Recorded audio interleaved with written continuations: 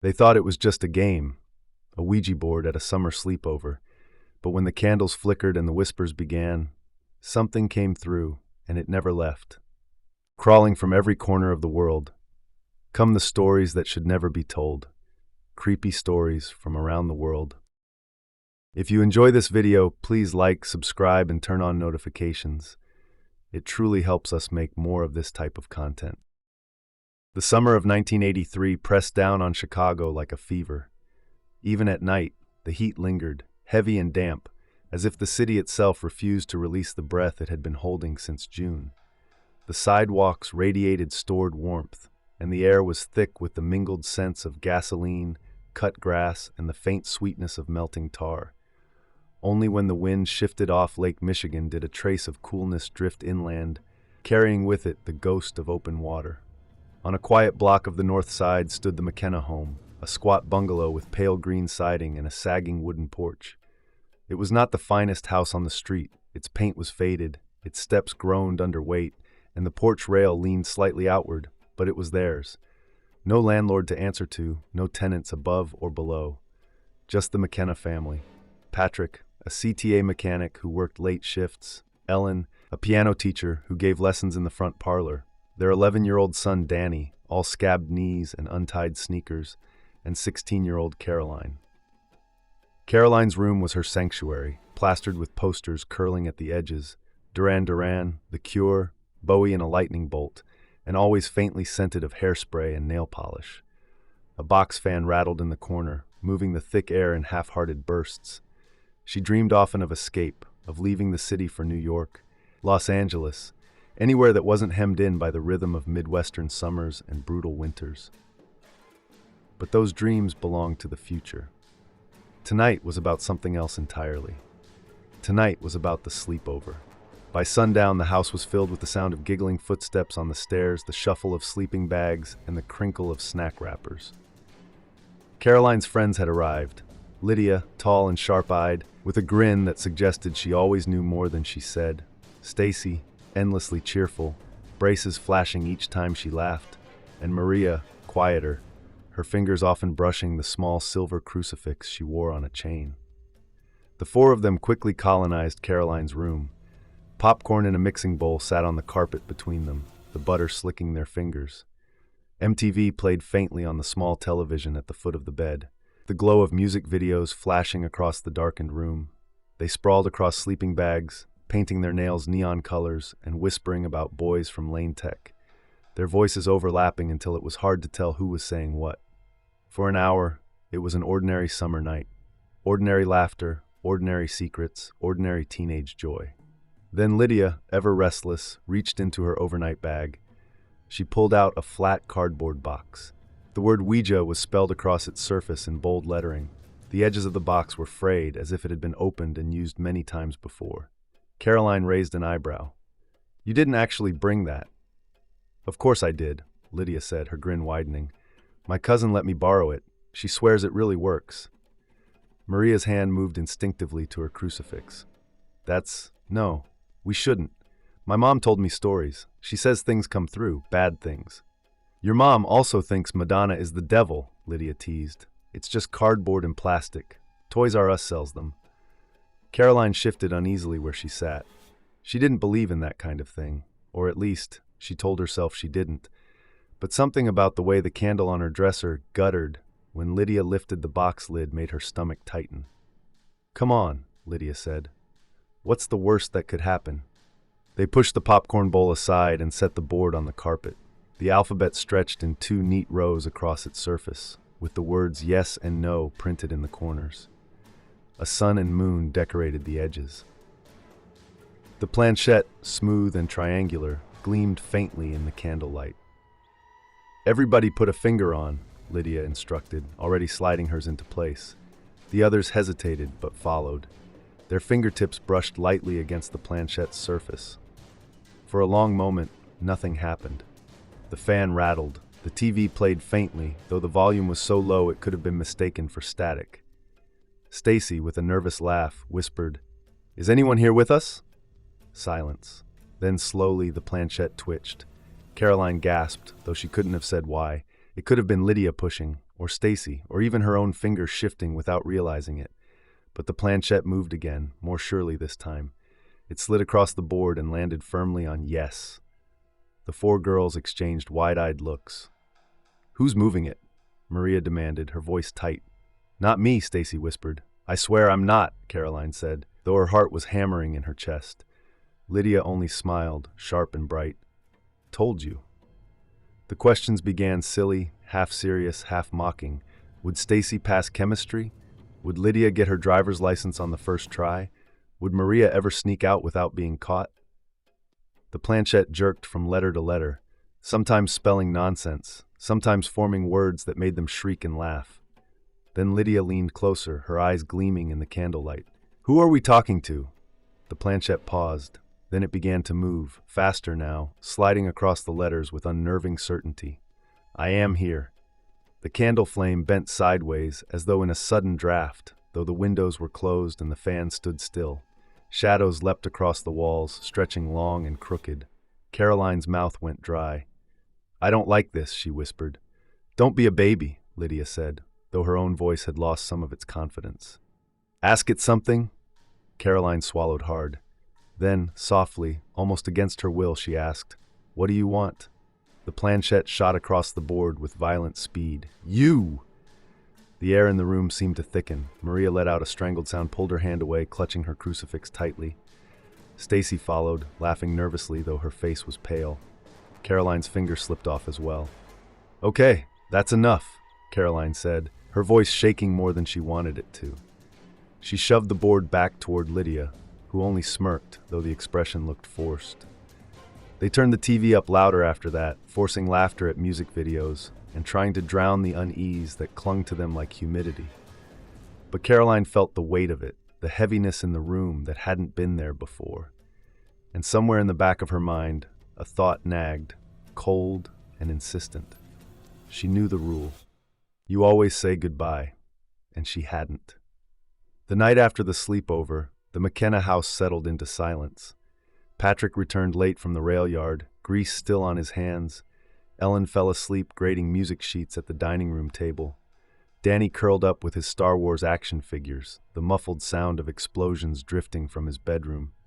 Caroline lay awake in her room, staring at the ceiling. The box fan rattled in the corner, its blades turning the thick July air into little more than a shuffle of warm currents. Her friends had gone home, leaving behind only the faint smell of nail polish and a scattering of candy wrappers. She tried to tell herself it had only been a game, that Lydia had pushed the planchette, or that their own nervous laughter had fed into illusion. But every time she closed her eyes, she saw the words spelled out on the board, "You." When she finally drifted into uneasy sleep, it was brief. At exactly 3:07 a.m., she woke with a start. The house was dark and still. Moonlight slipped through the blinds, striping the floor in silver. She lay frozen, heart pounding, though she could not have said why. Then she heard it, a whisper. Faint, so faint she thought at first it was the box fan misfiring. But no, the sound came from the corner of the room where the shadows were darkest. "Caroline!" She sat bolt upright, her breath catching in her throat. The whisper came again. "Caroline!" Her eyes darted toward her door. Danny sometimes played tricks, sneaking into her room at night, whispering her name to scare her. But when she strained to listen, she heard his soft snores down the hall. The whisper slid closer, brushing her ear like a cold draft. She clutched her blanket and whispered a prayer her grandmother had taught her, words half remembered, lips trembling. The voice faded, but the heaviness in the room remained. By morning, she convinced herself she had imagined it. But it happened again the next night, and the night after that. Always at 3:07. Always her name, whispered from the dark. By late August, the McKenna home no longer felt like the same house. Doors that had once creaked gently in the summer air now slammed shut without warning.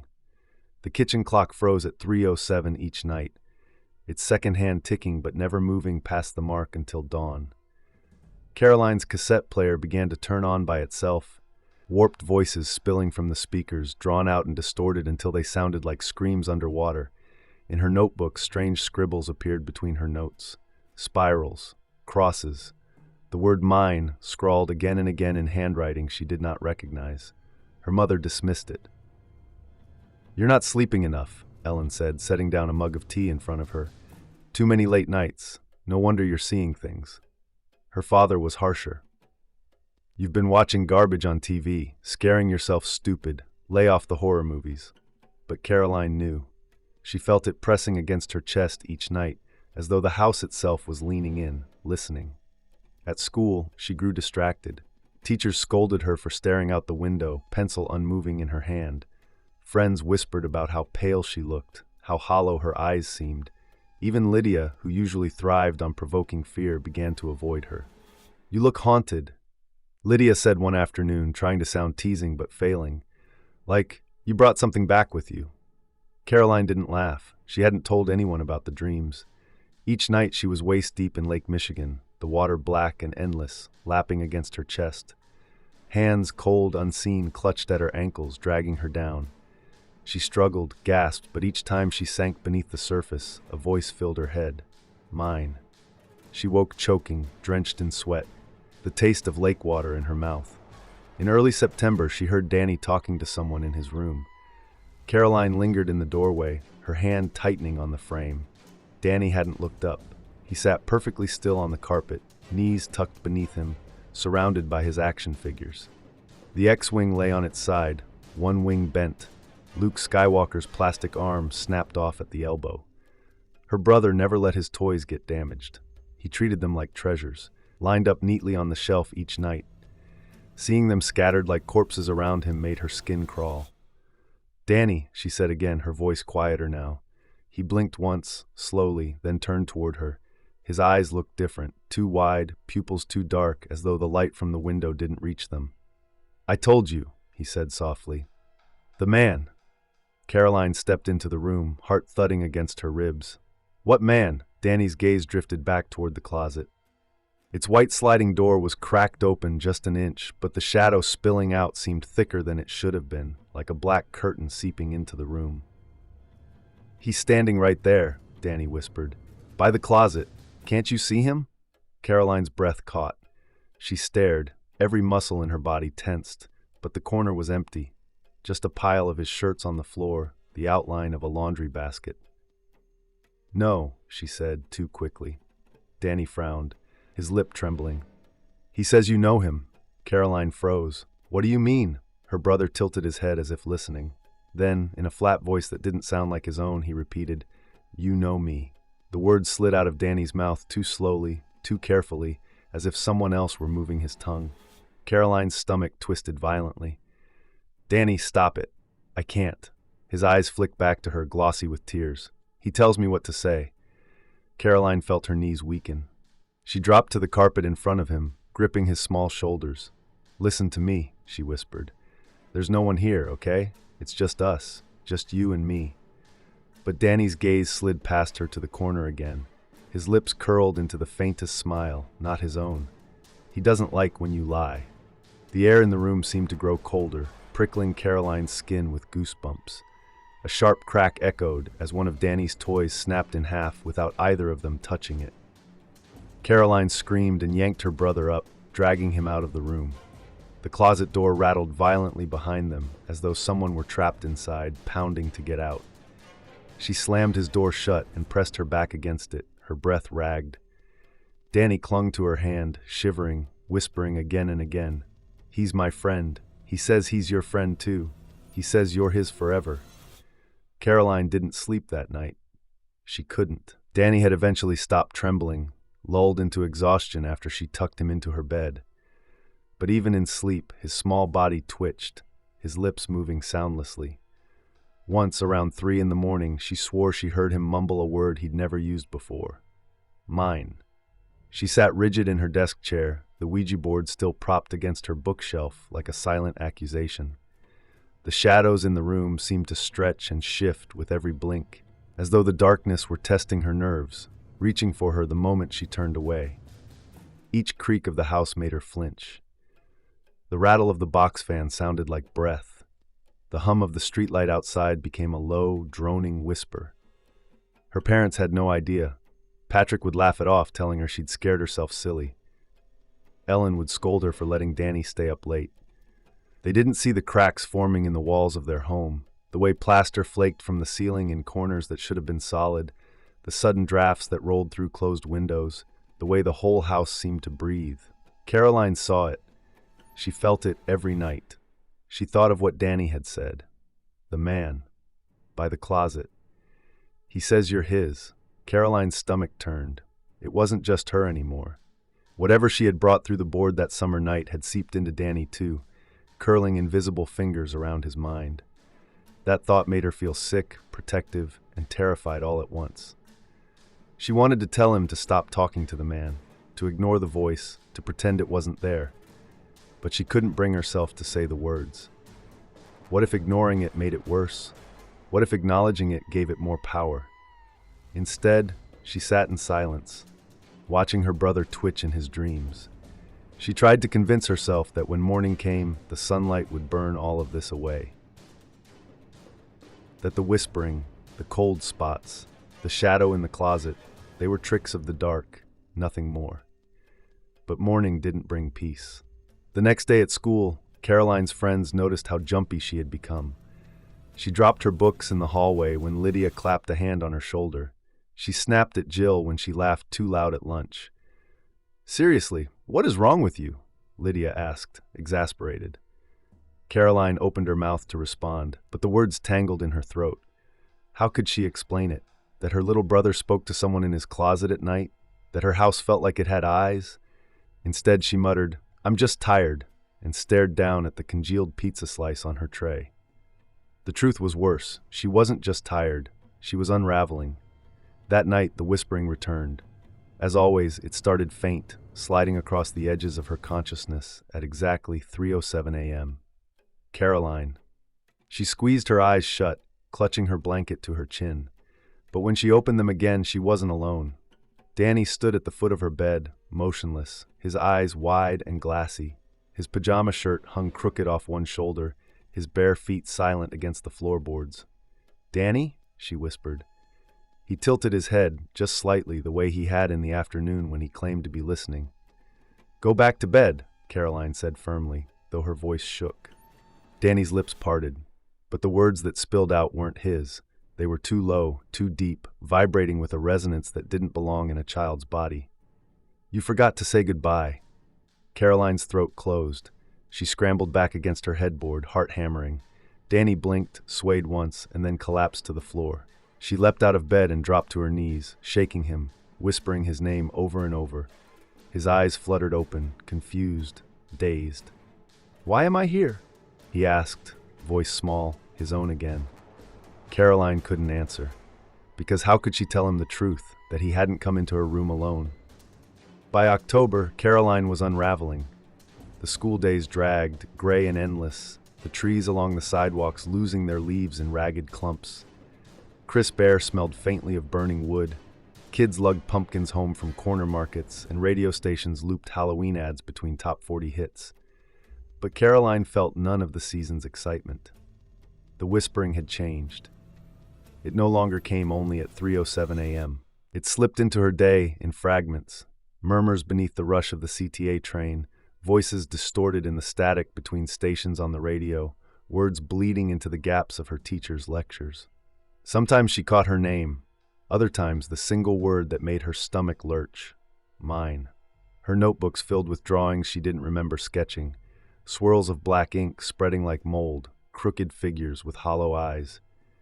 She ripped out the pages, stuffed them into the bottom of her backpack, and prayed no one would see. At home, her mother scolded her for acting distant. Her father barked at her to quit the attitude. Only Danny watched her with wide, quiet eyes.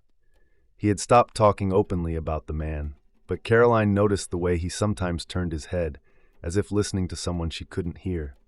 She caught him once, standing barefoot in the kitchen at midnight, his small hands resting on the counter. His lips moved silently, as though carrying on a conversation. When she snapped the light on, he spun around, startled. "Who were you talking to?" she demanded. Danny hesitated, then whispered, "He says not to tell." Halloween came. Her friends invited her to a party, but Caroline lied and said she was sick. Instead, she sat at her window, watching trick-or-treaters scurry along the sidewalks. Their laughter echoed against the dark, but inside the house, silence pressed heavy. At 9 p.m., the lights flickered. At 10, the jack-o'-lantern by the front steps collapsed inward, its grin sagging into a grotesque frown.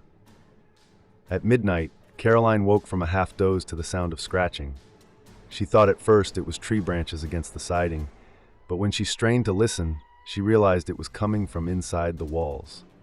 Long, deliberate strokes, as though something with claws was dragging them slowly through the plaster.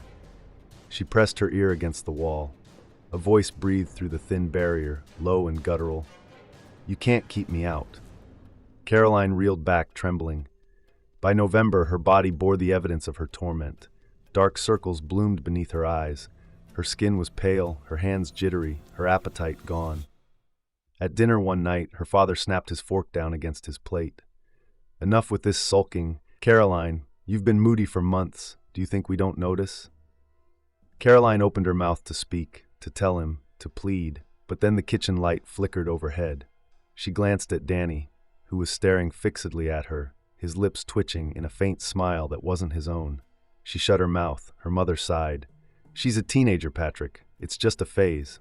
But Caroline knew better. Phases didn't whisper from the walls. Phases didn't draw breath down your neck when you were alone. Phases didn't speak through your little brother's mouth. Thanksgiving blurred past. Her relatives crowded the dining room table, voices rising in laughter, football blasting from the TV in the den. Caroline sat stiff in her chair, pushing food around her plate. Between clinks of silverware and the scrape of chairs, she thought she heard a hiss of laughter, low, mocking, curling in her ear. She dropped her fork, heart pounding, but no one else seemed to notice. She was utterly alone. When winter came, it came fast. December brought biting winds that howled against the McKenna house, snow that piled heavy along the sidewalks, and nights that seemed to last forever. The house grew colder inside, no matter how high her father turned up the thermostat. Caroline huddled beneath layers of blankets, but the chill sank deeper into her bones, into her very marrow. The whispering was constant now. In the dark before dawn, it filled her ears like a second heartbeat.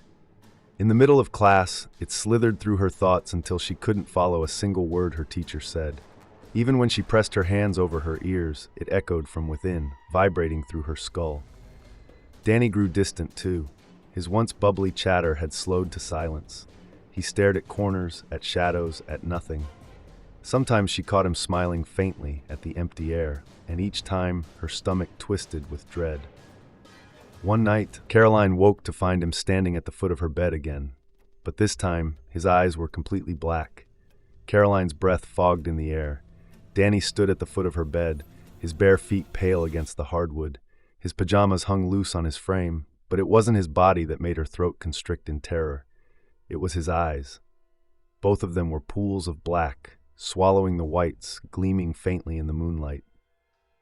"Danny," she whispered, her voice cracking. He tilted his head, that same uncanny movement, as if listening to someone whispering in his ear. "You can't keep me out," he said, but the voice that spoke was layered.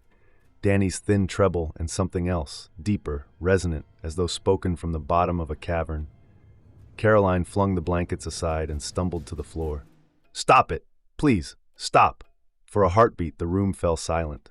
Then Danny blinked and the black drained from his eyes. He swayed, confused, before collapsing into her arms.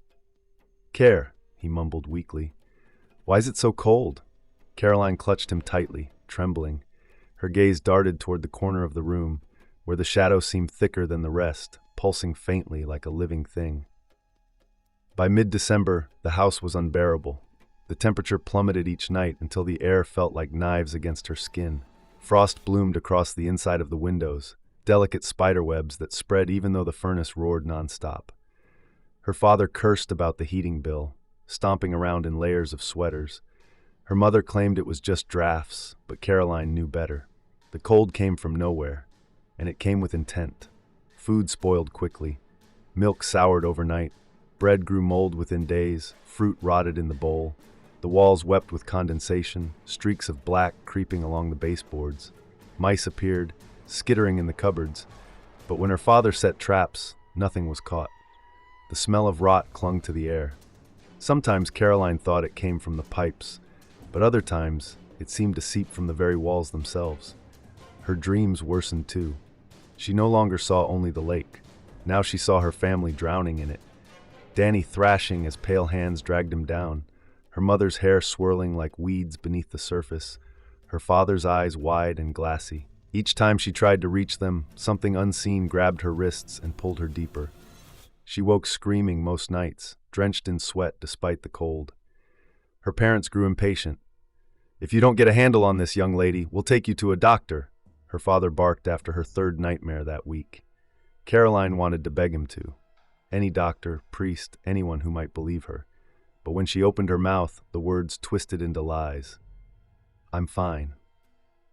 She whispered instead, "I'm just tired," and the shadow in the corner pulsed darker, as though pleased. December bled into January. Snow piled thick along the sidewalks, burying cars, silencing the city under a white shroud. The McKenna house, once noisy with family squabbles and Danny's laughter, grew quiet, heavy, a mausoleum. Caroline spent most of her days in her room, watching frost creep over the windowpane, listening to the house shift and groan. Every creak carried weight, every sigh of the furnace sounded like breath. Sometimes, in the reflection of the glass, she thought she saw someone standing behind her. A tall, thin figure, head cocked at an unnatural angle, its features smudged as though smeared by ash. When she spun around, the room was always empty.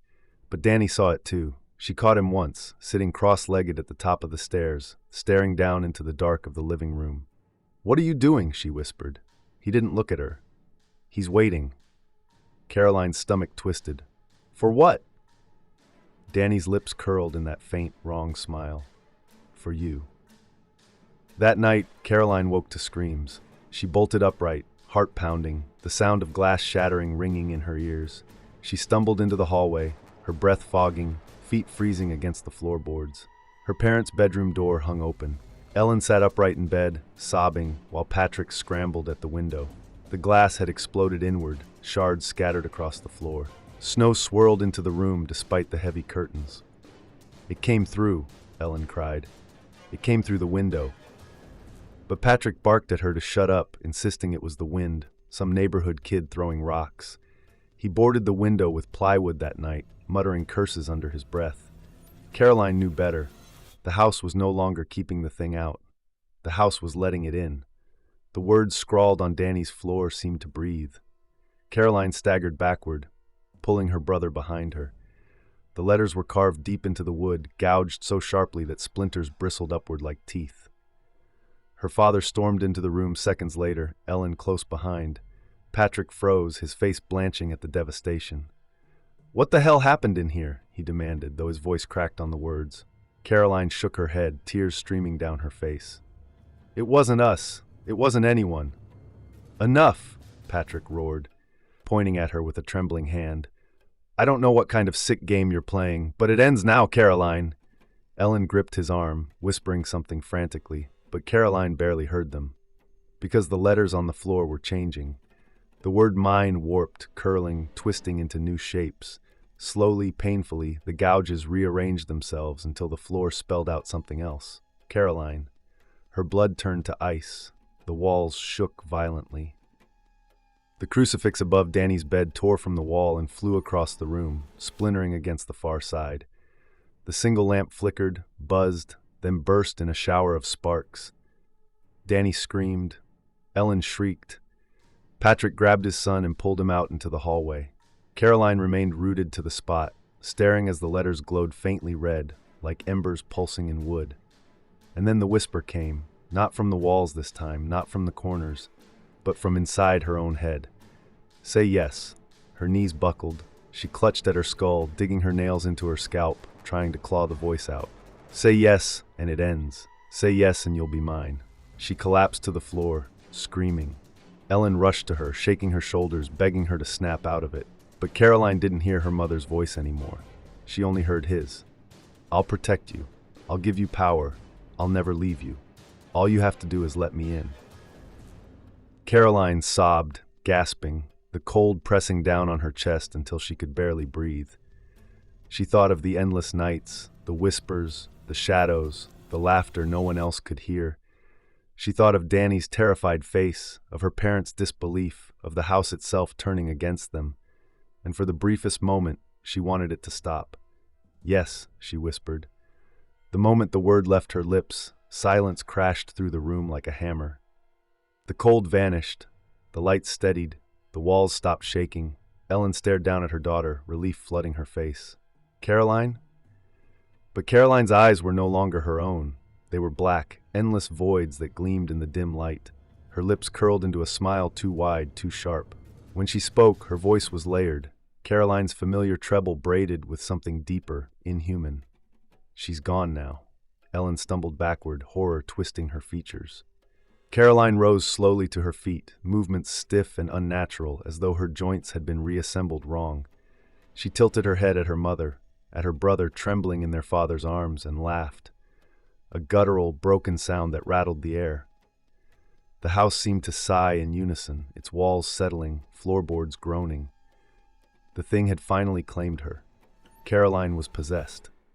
The laughter echoed in the hallway as Caroline stepped from Danny's ruined room, her feet leaving faint tracks on the floorboards.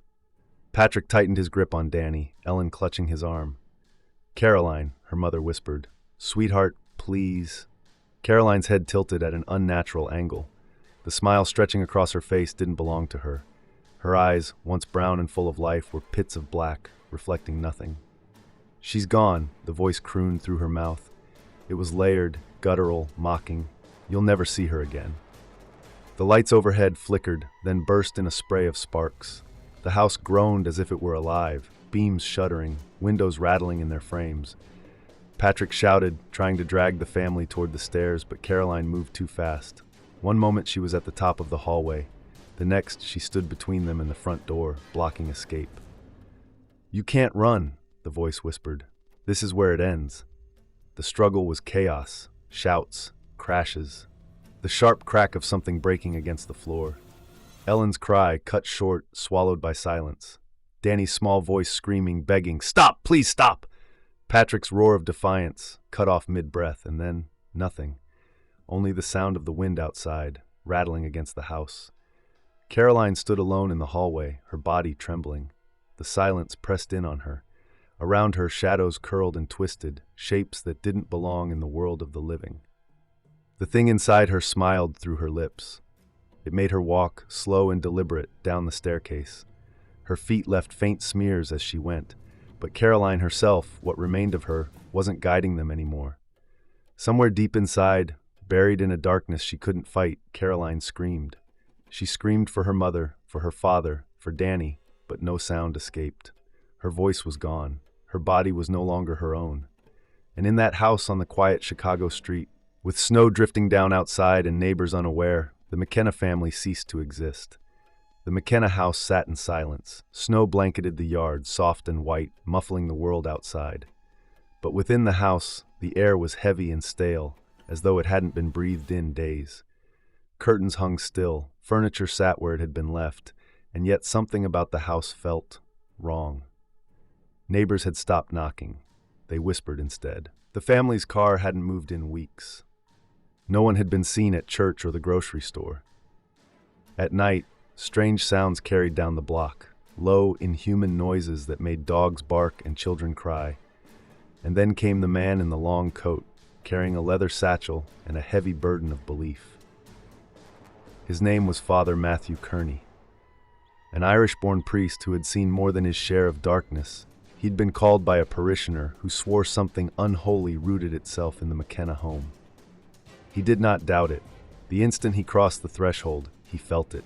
The air pressed down on him like a weight, cold seeping into his bones. The walls seemed to breathe. "Lord, preserve me," he whispered, making the sign of the cross. The house was quiet. Too quiet. Father Kearney moved carefully through the rooms, rosary beads clicking softly in his hand.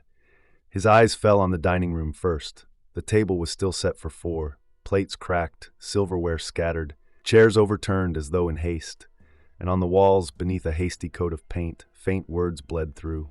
Mine. Over and over, the word repeated, layered upon itself. His grip tightened on the rosary. He found her in the living room. Caroline sat on the floor in front of the cold fireplace, knees pulled to her chest, hair hanging in tangled sheets across her face. She did not move when he entered, did not look up. "Caroline McKenna?" he said softly. Her head tilted slowly, until he could see the empty black of her eyes through the curtain of hair. "She's not here," the voice said. It was not hers. It was too deep, too layered, vibrating the walls themselves. "But I am." Father Kearney's heart pounded, but his hand was steady as he held the crucifix before him. "In the name of the Father, the Son, and the Holy Spirit, I command you to reveal yourself."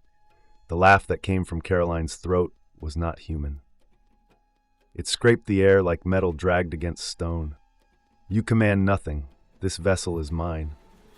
Her body moved in jerks, limbs cracking as though pulled by invisible strings. She rose to her feet in a single unnatural motion. Kearney swallowed his fear and began the rite. The exorcism began with prayers. He read from the worn leather Bible, voice firm though sweat beaded on his brow. Each word seemed to weigh more than the last, pressing against something unseen in the room. Caroline screamed, her voice fractured, split between a child's wail and a guttural bellow. The walls trembled. The crucifix on the mantel turned upside down with a slow, deliberate twist. "Stop," she snarled, her face contorted, lips pulled back over teeth that seemed too sharp. "You'll kill her." Father Kearney pressed forward, louder now. "The Lord is my shepherd, I shall not want. He restoreth my soul." Caroline lunged, but something stopped her mid-motion. An invisible tether yanking her back. She thrashed against it, shrieking, her nails gouging deep grooves into the floorboards. Danny's name tore from her throat in a sudden wail, her true voice breaking through. "Help me! He's hurting me! Danny, help me!" Father Kearney's chest clenched. The demon was clever, wearing her voice like a mask, twisting grief into a weapon. He forced himself to keep going. "Though I walk through the valley of the shadow of death, I will fear no evil." The room erupted in chaos. The fireplace roared to life, flames leaping though no wood burned. Pictures flew from the walls. The chandelier above them crashed to the ground, shattering into 1,000 glittering pieces. And through it all, Caroline writhed, her screams filling the house. For hours the battle raged. Father Kearney's voice grew hoarse, his body weak, but his faith did not falter. Finally, as dawn's first light cut through the frost on the windows, Caroline collapsed. Her body convulsed, black froth spilling from her lips. She clawed at her skin, tearing at her own arms, shrieking words that weren't hers. Then suddenly, silence. Her chest heaved once, twice, and her eyes cleared. For the first time in weeks, they were brown again. Human. Hers. "Father," she whispered, "it's so cold." Kearney rushed to her side, wrapping his coat around her trembling frame. "It's done," he whispered. "You're safe now. It's over." But even as he spoke, a part of him wondered. Because in the quiet, as the morning light spilled across the ruined room, he thought he heard something faint. A laugh. Distant. Patient. Waiting. If you enjoy this video, please like, subscribe, and turn on notifications. It truly helps us make more of this type of content.